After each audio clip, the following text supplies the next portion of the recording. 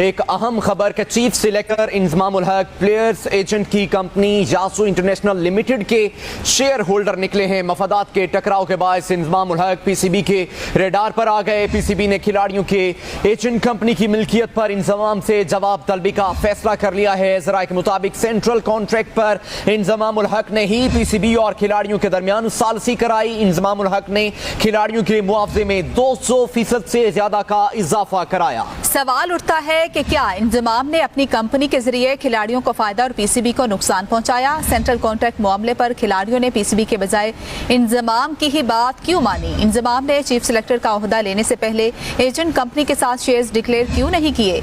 दूसरी जानब इंजमामुल हक मुस्तकिल पीसीबी पर प्रेशर डाल रहे हैं कि खिलाड़ियों को किसी भी आम C20 लीग्स के लिए भी NOC दिया जाए। जगह भारत में किसी खिलाड़ी को IPL के अलावा कोई गैर मुल्की लीग खेलने की इजाजत नहीं है। इसी हवाले से मजीद डिटेल लेंगे शकील खटक से। शकील, बताइएगा इस हवाले से। देखिए, एक बहुत बड़ा चीज सब सामने आया है इंजमामुल हक के हवाले से, जो कि पाकिस्तान क्रिकेट टीम के चीफ सिलेक्टर भी हैं। वो खिलाड़ियों के जो एजेंट प्लेयर की कंपनी है यासू इंटरनेशनल लिमिटेड, उनके शेयर होल्डर निकले हैं। उनके साथ साथ पाकिस्तान क्रिकेट टीम के विकेट कीपर बल्लेबाज मोहम्मद रिजवान और जो पाकिस्तान क्रिकेट टीम के टॉप क्लास के प्लेयर्स हैं, उनका एजेंट भी इस कंपनी का शेयर होल्डर है।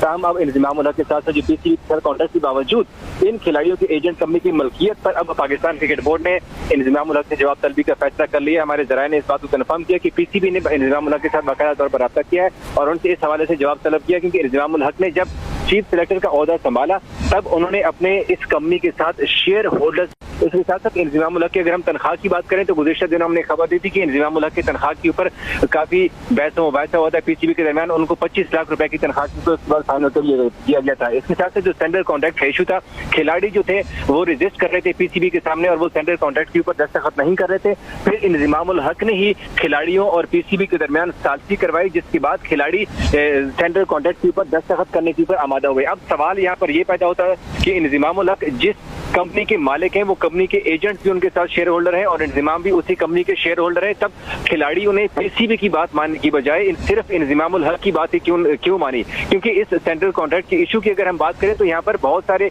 जो पीसीबी के ओहदेदारान हैं उन्होंने भी खिलाड़ियों से बात की थी सेंट्रल कॉन्ट्रैक्ट के हवाले से, लेकिन खिलाड़ियों ने साफ इनकार कर दिया था सेंट्रल कॉन्ट्रैक्ट पर दस्तखत करने से।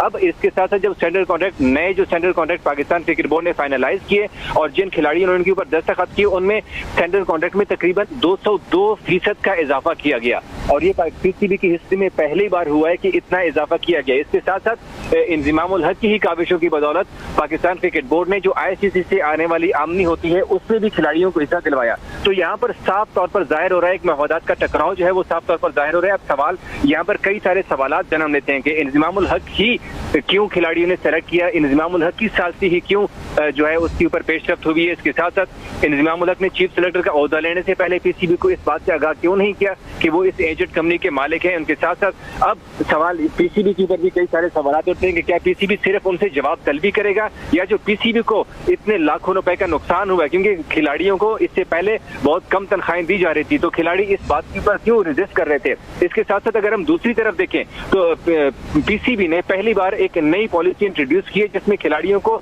2 से ज्यादा लीग खेलने की इजाजत नहीं दी है। एक तो आप पाकिस्तान सुपर लीग जो पाकिस्तान क्रिकेट बोर्ड की अपनी है उसमें खिलाड़ी शिरकत कर सकते हैं। इसके साथ साथ हमारे जराये के मुताबिक इंजमामुल हक ने ही इस बात पर रेजिस्ट किया कि खिलाड़ियों को एक और लीग खेलने की भी इजाजत दी जाए, क्योंकि खिलाड़ी। शकील, एक बात क्लियर कीजिए यहाँ पर कि खिलाड़ियों को ये भी बातें जो हैं वो सरगर्म हैं कि खिलाड़ियों को पिछले 4 माह पीसीबी ने तनख्वाहें नहीं दी और ये बातें भी निकल रही हैं कि खिलाड़ियों ने कॉन्ट्रैक्ट पर दस्तखत ही नहीं किए। अब ये क्या मामला है? अब एक मामला इंजमामुल हक के हवाले से है, दूसरा तनख्वाहें ना मिलने पर है, तीसरा मामला कॉन्ट्रैक्ट पर दस्तखत ही नहीं हुए।